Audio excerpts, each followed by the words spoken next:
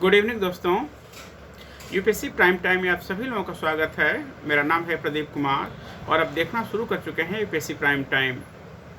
आज का टॉपिक बेहद खास है हमारे लिए, क्योंकि आज पूरे देश में होली मनाई जा रही है और मेरी तरफ से भी, यूपीएससी प्राइम टाइम की तरफ से भी होली पर आप सभी लोगों को बहुत बहुत शुभकामना। टॉपिक जो आज का हमारा है वो ये है कि होली को अब यूनेस्को की सूची में शामिल करने की तैयारी होने जा रही है। ये भारत के लिए बहुत ही गर्व की बात है। और साथ में महत्वपूर्ण बात आपका यह है कि हमारे सिलेबस में भी है। जब हम लोग यूपीएससी जीएस फर्स्ट पेपर के बारे में बात करते हैं तो वहाँ पर टॉपिक आपका है कला और संस्कृति, आर्ट एंड कल्चर। उस लिहाज से हमारे लिए बहुत बहुत महत्वपूर्ण है। तो आइए हम लोग शुरू करते हैं कि अब होली को यूनेस्को की सूची में शामिल होने की बात की जा रही है। आइए शुरू करते हैं। भारत त्योहारों और मेलों का देश है। यहाँ होली और दीपावली का विशेष महत्व है। हालांकि इन त्योहारों को अब तक वह वैश्विक पहचान नहीं मिल पाई जिसके वे हकदार हैं। अब संस्कृति मंत्रालय ने इन त्योहारों को वैश्विक पहचान दिलाने की दिशा में कदम बढ़ाएगा। मंत्रालय जल्दी ही दीपावली के बाद होली को भी यूनेस्को की अमूर्त सांस्कृतिक विरासत सूची में शामिल होने के लिए प्रस्ताव भेजने की तैयारी कर रहा है। आईसीएच में होली को शामिल करने के लिए आवश्यक दस्तावेज तैयार किए जा रहे हैं, जिसमें होली के अवसर पर देश के विभिन्न हिस्सों में गाए जाने वाले फाग गीतों को भी शामिल किया जाएगा।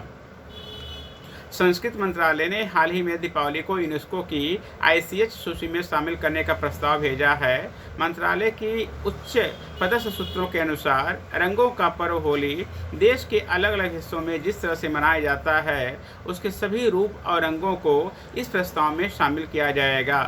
प्रेम, उल्लास और भाईचारे का यह त्यौहार देश के विभिन्न हिस्सों में अलग अलग स्वरूपों में मनाया जाता है। इनमें मथुरा, वृंदावन, बरसाना और काशी में बनाई जाने वाली होली के रंगों को खास तौर पर शामिल किया जाएगा।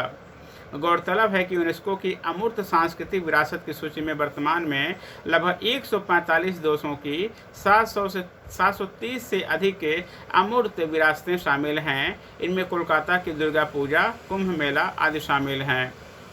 एक बार हम लोग बात कर लेते हैं कि जो यूनेस्को की आपकी लिस्ट है उसमें भारत से किन किन चीज़ों को शामिल किया गया है।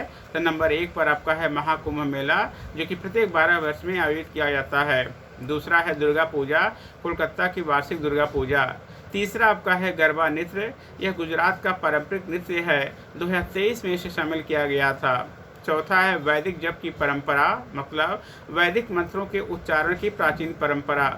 अगला आपका है रामलीला, रामायण के प्रदर्शन का एक नया रूप। अगला आपका है कुटियाट्टम, संस्कृत थिएटर का एक रूप है। अगला आपका है छऊ नृत्य, पुरुलिया, सरायकेला और मयूरभंज का एक नृत्य है जिसे हम लोग बोलते हैं छऊ नृत्य। अगला आपका है रम्माण, गढ़वाल हिमालय के धार्मिक उत्सव और परंपराओं का मंथन। अगला आपका यहाँ पर है मुट्टियेट्टू, केरल का सांस्कृतिक थिएटर और नृत्य नाटक।